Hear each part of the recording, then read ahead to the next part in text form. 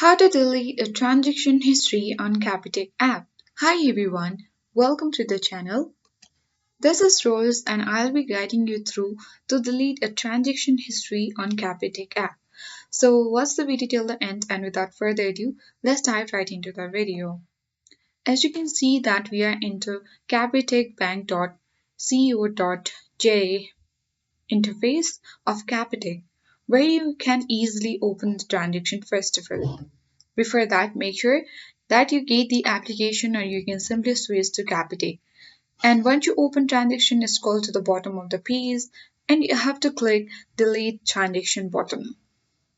Then confirm the deletion by clicking delete permanently. You can even request the deletion of your personal information from Capitec, but this may impact your ability to use the services or products.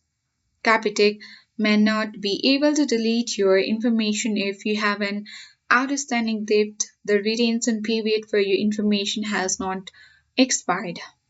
So, in this particular way, you can easily delete your transaction history from Capitec app. I hope this guide was informative. If it was, then do like, share, comment, and don't forget to subscribe.